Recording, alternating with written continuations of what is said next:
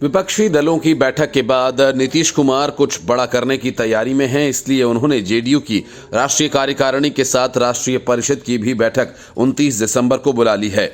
नीतीश के इस कदम का संकेत बैठक के दौरान ही मिल गया था, जब इंडिया इंडिया कर रहे अंग्रेजीदा नेताओं की उन्होंने जमकर क्लास लगा दी।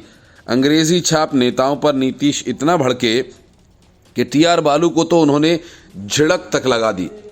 उन्होंने बालू से कहा कि हिंदी राष्ट्रीय भाषा है और सभी को इसे सीखना चाहिए। बालू नीतीश के बयान का अनुवाद अंग्रेजी में करने की मांग कर रहे थे। बैठक में नीतीश कुमार ने अंग्रेजी को एक औपनिवेशिक मानसिकता का परिचायक बताया और साथ ही देश का नाम भारत किए जाने की भी मांग कर दी। नीतीश कुमार के हिंदी और भारत के नाम पर जोर दिए जाने पर बैठक में मौजूद विपक्षी नेता सन्न रह गए। असल में टीआर बालू बैठक के दौरान नीतीश कुमार की कही गई बातों का अंग्रेजी अनुवाद मांग रहे थे। नीतीश कुमार इस बैठक में हिंदी में बातचीत कर रहे थे। इस पर टीआर बालू ने उनकी बातों का अनुवाद अंग्रेजी में चाहा। बैठक में अनुवाद का काम मनोज झा कर रहे थे। वे हिंदी में बोलने वालों की बातों का अनुवाद अंग्रेजी में करके उन नेताओं को बता रहे थे। उन्होंने लालू प्रसाद यादव की बातों का अनुवाद भी किया। हालांकि नीतीश की बातों का अनुवाद टीआर बालू द्वारा मांगे जाने पर नीतीश भड़क गए। नीतीश कुमार ने टीआर बालू से कहा कि हिंदी हमारी राष्ट्रीय भाषा है और सभी को इसे सीखना चाहिए। उन्होंने कहा कि अंग्रेजी हम पर अंग्रेजों द्वारा लादी गई थी। इतना ही नहीं, नीतीश कुमार ने मनोज झा से कहा कि वे टीआर बालू के लिए अनुवाद न करें। नीतीश कुमार के इस उखड़े रुख के बाद गठबंधन की बैठक में सन्नाटा छा गया। कुछ देर तक बाकी नेताओं को नीतीश कुमार की मान मनव्वल करनी पड़ी। इसके बाद कई नेताओं ने हिंदी और अंग्रेजी दोनों को मिलाकर अपनी बातें रखीं। नीतीश कुमार केवल हिंदी के अनुवाद मांगने पर ही नहीं भड़के, बल्कि उन्होंने देश के आधिकारिक नाम की भी चर्चा छेड़ दी। उन्होंने कहा कि देश का नाम इंडिया की बजाय भारत होना चाहिए। उनके इस कथन से बाकी नेता काफी असहज हो गए। बीते दिनों चली इंडिया बनाम भारत की बहस में कई कांग्रेसी नेताओं ने इंडिया नाम का समर्थन किया था। नीतीश कुमार बैठक के बाद हुई साझा कॉन्फ्रेंस में भी शामिल नहीं हुए। इस बैठक में सब कुछ ठीक न रहने के संकेत भी मिले हैं। बैठक से पहले जहां कांग्रेस ने अपनी ही एक चुनाव समिति बना ली, तो वहीं बैठक के भीतर प्रधानमंत्री पद के चेहरे को लेकर बड़ा उलटफेर हो गया। बैठक में बंगाल की मुख्यमंत्री ममता बनर्जी ने 2024 में प्रधानमंत्री के चेहरे के तौर पर कांग्रेस अध्यक्ष मल्लिकार्जुन खड़गे का नाम प्रस्तावित कर दिया। उनके इस प्रस्ताव का दिल्ली के मुख्यमंत्री अरविंद केजरीवाल ने समर्थन भी कर दिया। खड़गे ने कहा, इस पर चुनाव के बाद बात करेंगे। इससे बैठक में भाग ले रहे कई नेता धर्म संकट में पड़ गए। कांग्रेस के लिए ये गले की हड्डी वाली स्थिति बन गई है। वे खड़गे के नाम का खुले तौर पर विरोध भी नहीं कर पाए और समर्थन भी। कांग्रेस लगातार राहुल गांधी को विपक्ष के संयुक्त उम्मीदवार के तौर पर आगे बढ़ाती रही है। वहीं इस गठबंधन के लिए दौड़ भाग करने वाले नीतीश कुमार भी इससे असहज हो गए। शीतकालीन सत्र के दौरान संसद के दोनों सदनों में अभद्र आचरण के लिए 141 सांसदों को सस्पेंड किए जाने के बाद टीएमसी सांसद कल्याण बनर्जी ने संसद परिसर में उपराष्ट्रपति जगदीप धनखड़ की मिमिक्री की और राहुल गांधी मजे से उसका वीडियो बनाते रहे। ये वीडियो जैसे ही सामने आया, मामला तूल पकड़ने लगा। उपराष्ट्रपति ने साफ तौर पर कहा कि ये किसान और मेरी जाति का अपमान है। प्रधानमंत्री नरेंद्र मोदी ने उपराष्ट्रपति को फोन कर इस मामले पर दुख जताया। राष्ट्रपति द्रौपदी मुर्मू ने भी इस पर दुख जताया है। लोकसभा के स्पीकर ओम बिरला ने जगदीप धनखड़ से मुलाकात की और बीजेपी इस मामले को पूरे देश में लेकर विरोध प्रदर्शन करने की तैयारी कर रही है। तो इस मामले में अब पुलिस की भी एंट्री हो गई है, क्योंकि मामला देश के उपराष्ट्रपति के अपमान का है। डिफेंस कॉलोनी थाने में अभिषेक गौतम नाम के एक वकील ने शिकायत दर्ज कराई है, जिसे पुलिस ने स्वीकार किया। अभिषेक ने अपनी शिकायत में उपराष्ट्रपति धनखड़ के अपमान का दावा कर तृणमूल सांसद के खिलाफ कार्रवाई की मांग की है। डीसीपी साउथ ने इस बारे में जानकारी देते हुए बताया कि संसद में भारत के उपराष्ट्रपति की मानहानि का आरोप लगाते हुए एक वकील ने शिकायत दी है। इसे नई दिल्ली जिले को भेजा जा रहा है और तथ्यों की जांच की जा रही है। उपराष्ट्रपति जगदीप धनखड़ के अपमान से जाट समुदाय के लोग बेहद आहत हैं।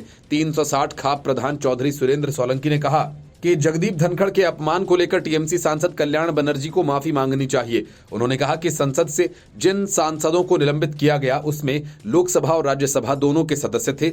लोकसभा के सांसदों ने स्पीकर का मजाक नहीं उड़ाया। सोलंकी ने आरोप लगाते हुए कहा कि सभापति का इसलिए मजाक उड़ाया गया क्योंकि वो किसान परिवार और जाट समुदाय से आते हैं। अगर धनखड़ से टीएमसी सांसदों ने माफी नहीं मांगी तो जरूरत पड़ने पर उनके घर भी गिराए जाएंगे। चौधरी सुरेंद्र सोलंकी ने 360 खापों की आपातकालीन बैठक बुलाई है, जिसमें यह तय किया जाएगा कि टीएमसी सांसदों के माफी नहीं मांगने के बाद उनका अगला कदम क्या होगा।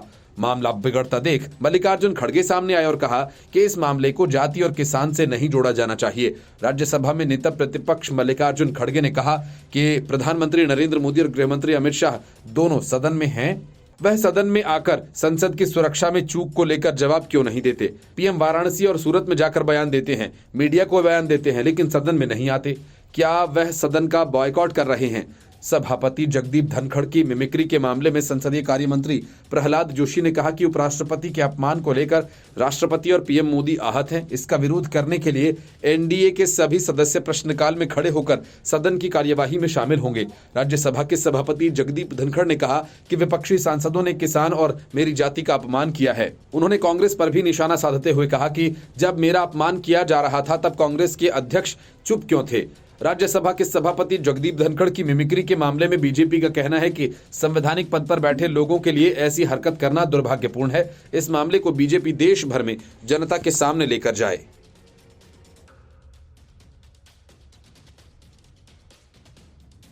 आम आदमी पार्टी के बाद अब कांग्रेस में इस्तीफों का सिलसिला शुरू हो गया। लोकसभा चुनाव तक अरविंद केजरीवाल और कांग्रेस अपने विधायकों को बचा पाएगी। अब यह सवाल इसलिए उठ रहा है कि आम आदमी पार्टी और कांग्रेस दोनों ही तेजी से बिखर रही हैं और ऐसा लगता है कि दोनों ही पार्टियां बीजेपी के सामने सरेंडर करने की तैयारी में हैं। कांग्रेस के सामने अपने 16 विधायकों को बचाने की बड़ी चुनौती है, क्योंकि बीजेपी का इरादा गुजरात में तीसरी बार क्लीन स्वीप करने का ही नहीं बल्कि हर सीट से कम 5 लाख के अंतर से जीतने का है। कांग्रेस के खंभात से जीतकर विधायक बने चिराग पटेल के इस्तीफे के बाद अब अटकलों का दौर शुरू हो गया है। कांग्रेस विधायक पद से इस्तीफा देने के बाद चिराग पटेल ने कांग्रेस पर हमला बोला। पटेल ने कहा कि कांग्रेस में आंतरिक गुटबाजी चरम पर है, आने वाले दिनों में और भी विधायक इस्तीफा देंगे। चिराग पटेल ने तंज कसते हुए कहा कि पार्टी के विधायकों में सिर्फ अमित चावड़ा बचेंगे। कांग्रेस लोकसभा चुनाव से पहले शून्य पर पहुंच जाएगी। 7 दिन में गुजरात विधानसभा के आम आदमी पार्टी और कांग्रेस के 2 विधायकों के इस्तीफों के बाद खलबली मच गई। आम आदमी पार्टी की हालत तो और खस्ता है, क्योंकि पार्टी के दोनों बड़े नेता अपने अपने काम धंधे में लग गए हैं। उन्हें सियासत से ज्यादा परिवार के लिए पैसा कमाने की चाह है। पहले आम आदमी पार्टी और फिर कांग्रेस में सेंधमारी के गुजरात में दोनों विपक्षी दल बैकफुट पर आ गए हैं। आम आदमी पार्टी के विधायकों ने कांग्रेस विधायक के इस्तीफे के बाद फिर से कैमरों पर आकर दोहराया कि वे पार्टी नहीं छोड़ रहे। लोकसभा चुनाव की तैयारी में जुटी कांग्रेस को पार्टी विधायक के इस्तीफे ने बड़ा झटका दिया है। विधायक ने पार्टी से भारी गुटबाजी का आरोप लगाया और ऐसे में बड़ा सवाल यही कि राहुल गांधी ने भले ही गुजरात के मोर्चों पर 2 राज्यसभा सांसदों को लगाया, लेकिन पार्टी से गयाराम का सिलसिला रुक नहीं रहा। ऐसे में पार्टी खुद की मजबूती और जनता में अपने विश्वास को कैसे मजबूत करेगी? यही हाल आम आदमी पार्टी का भी हो गया है। पार्टी ने एक विधायक को खो दिया है और तो और विधायक दल के नेता चैतर वसावा जेल में हैं। ऐसे में पार्टी आगे बढ़े या फिर घर को संभाले? कांग्रेस से इस्तीफा देने वाले चिराग पटेल का अगर दावा सही निकला और कुछ और कांग्रेस विधायकों ने इस्तीफा दिया तो निश्चित तौर पर कांग्रेस के लिए बड़ा सिरदर्द होगा। पार्टी विधानसभा में पहले ही नेता विपक्ष का पद खो चुकी है और अब उसके पास बाकी विधायक बचाने की चुनौती है। गुजरात की कोई लोकसभा सीट कांग्रेस के पास नहीं, राज्यसभा की 3 सीटें सिर्फ पार्टी के पास हैं। लेकिन अप्रैल 2026 में कांग्रेस के पास एक भी राज्यसभा सीट नहीं रहेगी। ऐसे में अगर पार्टी अगले लोकसभा चुनावों में कोई सीट नहीं जीतती तो 2026 अप्रैल में गुजरात की संसद में कांग्रेस का प्रतिनिधित्व शून्य हो जाएगा और साथ ही राज्य में पार्टी के विधायकों, नेताओं और कार्यकर्ताओं को बचाने की चुनौती मुश्किल होगी। बीजेपी के नेता और राज्य के स्वास्थ्य मंत्री ऋषिकेश पटेल ने कहा कि कांग्रेस में नेताओं का दम घुट रहा है, नेतृत्व नाम की कोई चीज नहीं है।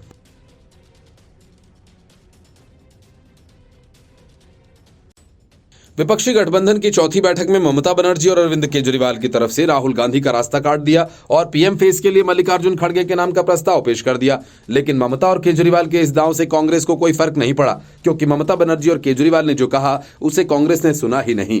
कांग्रेस ही नहीं बल्कि गठबंधन में शामिल सभी दलों को यह पता है कि ममता बनर्जी और अरविंद केजरीवाल ही सबसे पहले गठबंधन से अलग हो सकते हैं, क्योंकि ममता बनर्जी कांग्रेस को उसके हिसाब से बंगाल में सीटें नहीं देने जा रही और केजरीवाल पंजाब और दिल्ली में कांग्रेस के साथ ऐसा ही करने जा रहे हैं। इसलिए कांग्रेस को इन दोनों पार्टियों के साथ गठबंधन की ज्यादा उम्मीद नहीं है। ऐसे में वह अपने किसी प्रस्ताव को क्यों भाव दे। यही वजह है कि कांग्रेस ने साफ कह दिया कि ममता बनर्जी और अरविंद केजरीवाल ने ऐसा कुछ नहीं कहा जिसका दावा किया जा रहा है।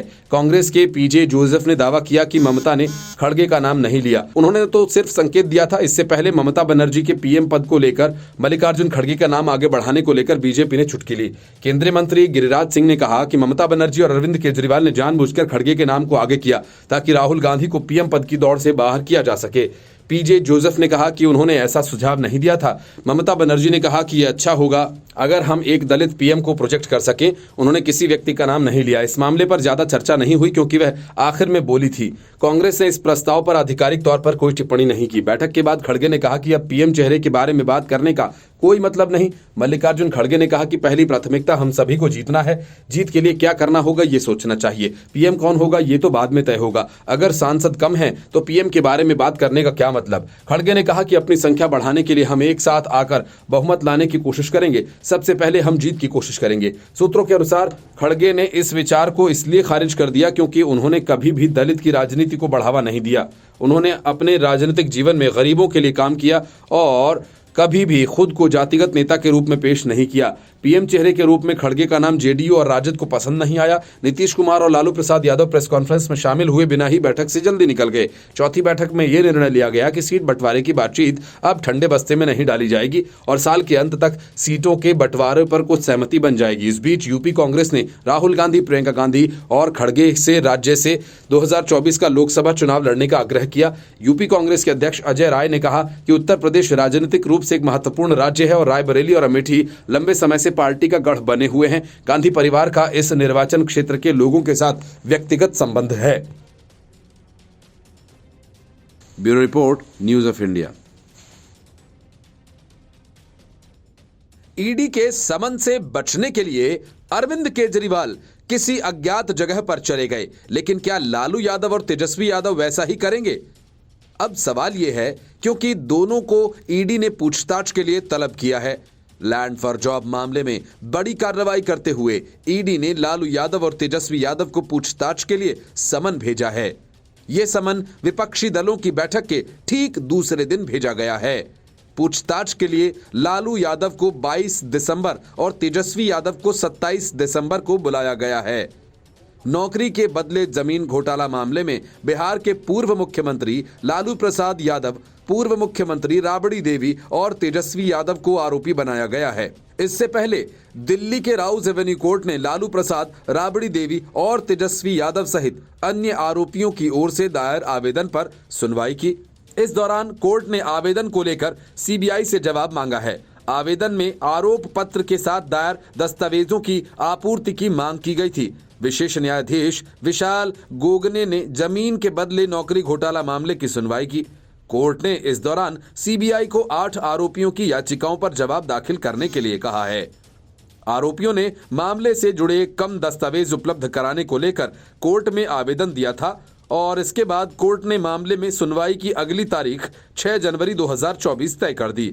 लैंड फॉर जॉब मामले में लालू प्रसाद पर रेल मंत्री रहते लोगों से जमीन लेकर उन्हें नौकरी देने का आरोप है। ये जमीनें लालू प्रसाद ने कौड़ियों के दाम पर अपने परिजनों के नाम पर करवाई। पिछले दिनों रेलवे में काम कर रहे उन कर्मचारियों को पूछताछ के लिए बारी बारी से दिल्ली बुलाया गया था और उनकी गवाहियां दर्ज की गई थी। इस मामले में ईडी और सीबीआई दोनों ही एजेंसी लालू यादव और तेजस्वी यादव के घर छापेमारी कर चुकी हैं और छापेमारी के दौरान एजेंसीज के हाथ कई पुख्ता सबूत लगे थे। लोकसभा चुनावों के पहले ईडी की इस कार्रवाई से न सिर्फ आरजेडी को झटका लगा है बल्कि विपक्षी गठबंधन के लिए भी ये खबर बेचैन कर देने वाली है।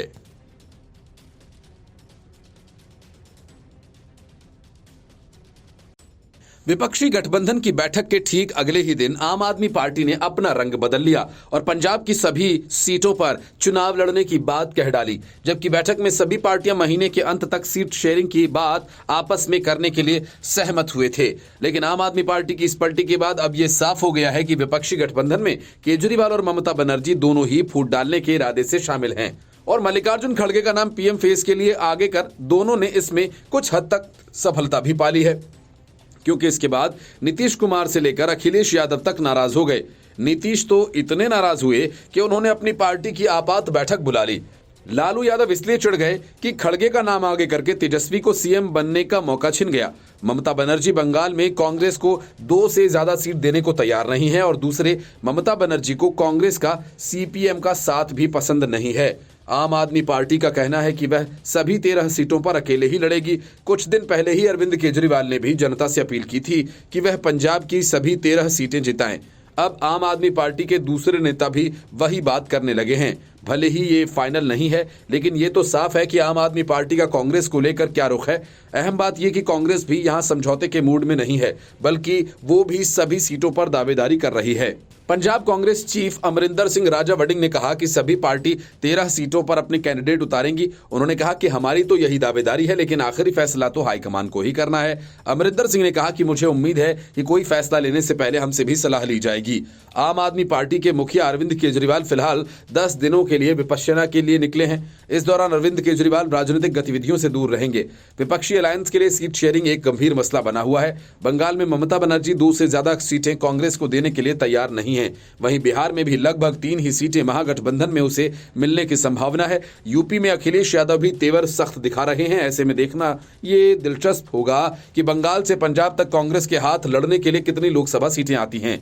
बंगाल, बिहार, यूपी, दिल्ली, पंजाब और महाराष्ट्र में लोकसभा की कुल 230 सीटें आती हैं। ऐसे में इन राज्यों में यदि कांग्रेस का शेयर कम हुआ तो फिर इसके बाद चुनाव की स्थितियां कठिन होंगी।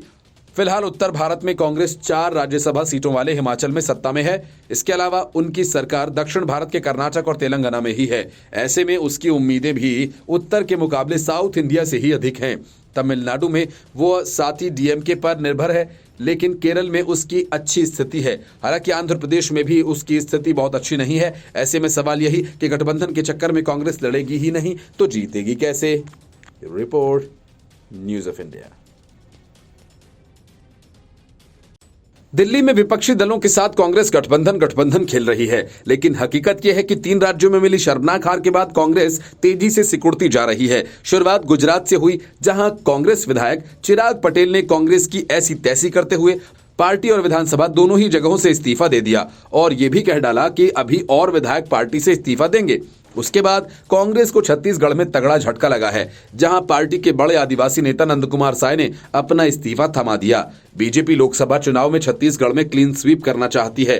विधानसभा में मिली बड़ी जीत से पार्टी के हौसले काफी बुलंद हैं। चुनाव के ठीक पहले बीजेपी छोड़ नंदकुमार साय कांग्रेस में आए थे, लेकिन छत्तीसगढ़ में कांग्रेस की सरकार नहीं बनी और न ही नंदकुमार साय को पार्टी ने चुनाव लड़ने के लिए टिकट ही दिया। इसके बाद राज्य में बीजेपी की सरकार बनते ही नंदकुमार साय ने यू टर्न ले लिया। कांग्रेस में 7 महीने रहने के बाद नंदकुमार साय ने इस्तीफा दे दिया। अब खबर यह है कि नंदकुमार साय बीजेपी में वापसी करने की तैयारी में हैं। 1 मई 2023 तत्कालीन मुख्यमंत्री भूपेश बघेल की मौजूदगी में नंदकुमार साय ने रायपुर में बड़े धूमधाम से कांग्रेस पार्टी ज्वाइन की और इसके बाद नंदकुमार साय कांग्रेस के सभी बड़े प्रोग्राम में शामिल हुए। सरकारी कार्यक्रमों में पूरे चुनाव भर साय भूपेश बघेल के साथ रहे। बघेल ने साय को छत्तीसगढ़ राज्य औद्योगिक विकास निगम का चेयरमैन बनाया था, लेकिन अब कांग्रेस की हार के बाद साय ने यू टर्न लेते हुए कांग्रेस के प्रदेश अध्यक्ष पद से इस्तीफा दे दिया। नंदकुमार साय ने अपने इस्तीफे में लिखा कि कुछ समय पहले किन्हीं परिस्थितियों के कारण मैंने पार्टी ज्वाइन की। कुछ दिनों तक पार्टी में रहकर निष्ठापूर्वक काम किया। मेरे सामने जो परिस्थितियां उपस्थित हुई उसे देखकर मैं कांग्रेस पार्टी की प्राथमिक सदस्यता से त्याग पत्र दे रहा हूं। साय के इस पत्र के बाद 13 दिसंबर की चर्चा काफी हो रही है, क्योंकि साय ने कांग्रेस पार्टी में रहते हुए मुख्यमंत्री विष्णुदेव साय को बधाई देने पहुंचे थे। सूत्रों के हवाले से जानकारी के अनुसार साय को बीजेपी में फिर से वापस लेने के लिए बातचीत हुई थी। माना जा रहा है कि बीजेपी के केंद्रीय नेतृत्व से अनुमति मिलने के बाद साय बीजेपी ज्वाइन कर सकते हैं। 30 अप्रैल को नंदकुमार साय ने बीजेपी से इस्तीफा दिया था। पार्टी के सभी जिम्मेदारियों से खुद को अलग किया था। इसके अगले दिन 1 मई को नंदकुमार साय ने तत्कालीन मुख्यमंत्री भूपेश बघेल की मौजूदगी में कांग्रेस ज्वाइन की। नंदकुमार साय ने कहा था कि अटल बिहारी वाजपेयी, लाल कृष्ण आडवाणी जैसे लोगों के साथ रहा हूं। अटल बिहारी वाजपेयी को फॉलो करता था। अटल आडवाणी के दौर की जो पार्टी बीजेपी थी वो पार्टी अब उस रूप में नहीं है। परिस्थितियां बदल चुकी हैं। Bureau report, news of India.